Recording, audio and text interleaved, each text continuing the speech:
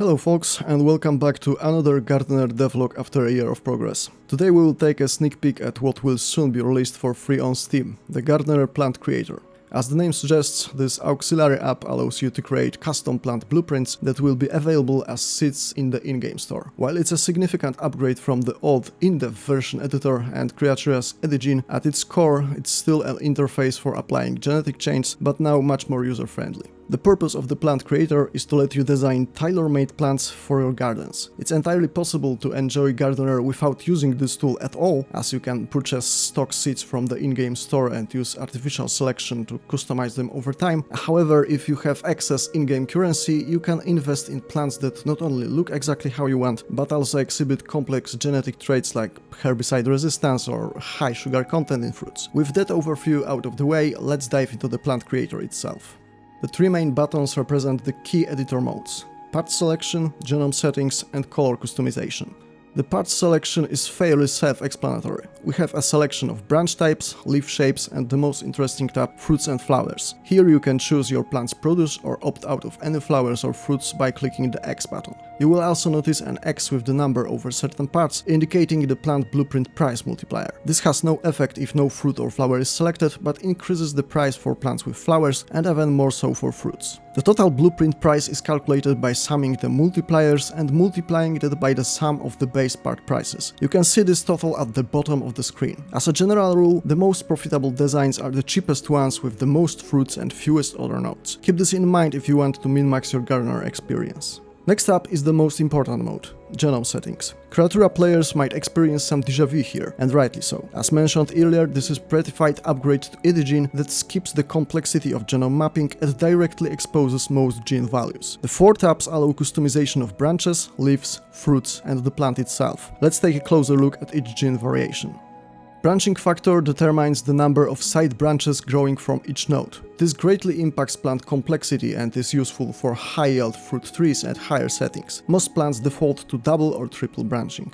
Branching layers describe the depth of the plant, how many recurring branches can grow from each consecutive branch. Plants with a primary branching layer don't branch out at all, growing only upwards. Conversely, the highest values increase plant fractality, impacting complexity even more than the branching factor. However, this is directly dependent on plant perenniality, as perennials can only grow one branching layer per season. Be mindful not to waste money on high branching layers for plants with low perenniality limits. Branching stages affect the upper limit of consecutive nodes in a single branch, essentially determining the plant's height. The values in the creator set how many nodes of a plant can grow in the main branch in a single season. Side branches can only grow a fraction of this value depending on their position. While this setting can greatly enhance a plant's appearance, it doesn't necessarily improve yields. These are the main unlockable branch genes, which we will discuss more later. You can also use the sliders to freely adjust branch length, width, tilt, recursive scaling, mesh smoothness, and seasonal volume gain. In the second tab, we control leaf genetic settings. Leaf factor works similarly to branching factor, determining how many leaves can grow from each node. It is great for creating bushy plants, but be warned, it can make your GPU work overtime. Leaf size, as the name suggests, control leaf size. Larger leaves can make fruit collection more challenging, so be spared with this setting.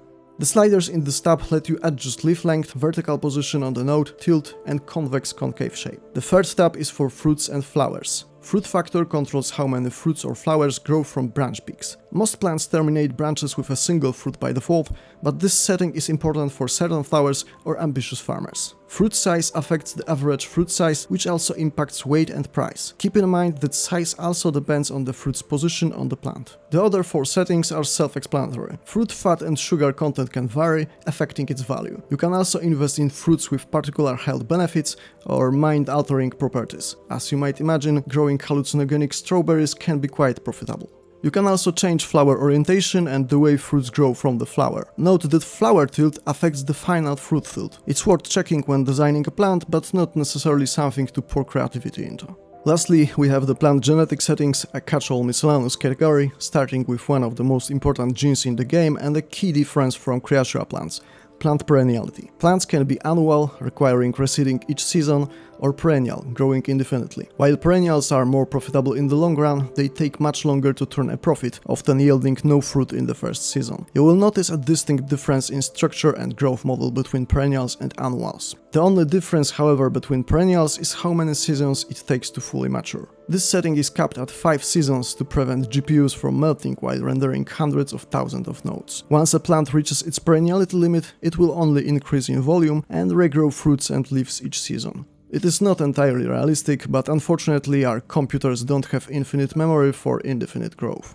Plant size sets the maximum growth size, independent of structural genes. This allows for tiny but complex shrubs or giant trees with just a few nodes. The other gene variations are utility genes, similar to fruit nutrients genes, and only affect gameplay. We plan to expand this with more detailed genes in the future. The sliders below let you control plant base height and node width in relation to the base size. The last main mode allows plant color customization. There is not much to discuss here. You can set colors for leaves, branches and fruits, flowers from a small preset of shades. Plants can grow with colors beyond those available in the editor, but that depends on random gene mutations. Gene parts, variations and node colors in the plant creator must first be unlocked. All players will start with a set of ambers, crystals that unlock random genes when opened. More crystals can be earned through daily objectives and challenges. In the game itself, genes can also be unlocked by discovering them on growing plants and using in-game tools to scan the genes. They will also be granted through scenario mode and map-specific rewards.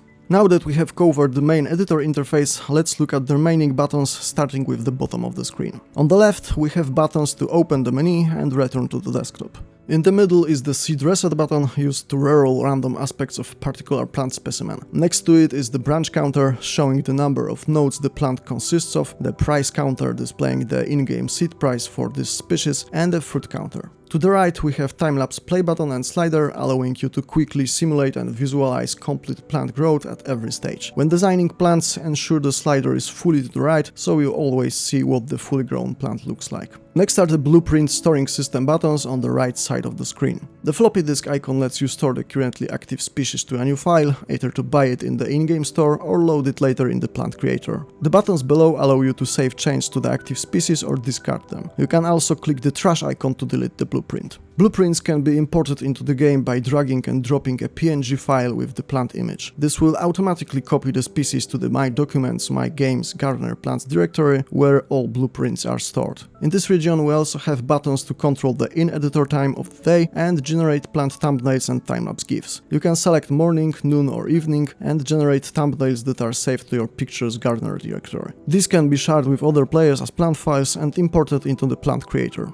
The buttons at the bottom of the screen control the camera, if you prefer them over the mouse and keyboard, and toggle auto-rotate modes. Auto-rotate can be also combined with the time-lapse GIF generating tool to create rotating time-lapse GIFs. Lastly, the tiny button in the top left corner hides the UI for screenshotting purposes. Let's also quickly cover the available game options. The frame rate limit is self-explanatory. I suggest keeping it at 60 FPS unless you don't mind your GPU running at a higher cooling level. For anti-aliasing, 4x is a fair compromise between quality and performance. With texture quality, I don't recommend anything other than high, as the performance gains are minimal and the game is designed to be played with full texture quality. Shadow quality is up to you and your hardware, decreasing it can help with frame rates. The last two options are the most important. Grass density can greatly impact performance, so it's recommended to keep that slider down or even disable it, especially on lower-end machines. The background plant setting generates instanced copies of the active plant. While it can look great in screenshots, it can also slow the game to a crawl for very complex trees. The plant creator currently doesn't use optimization methods like culling, billboarding and level of detail, so even 10 large trees can cause your frame rate to drop to a single digits. As with grass density, it's recommended to keep this very low or disabled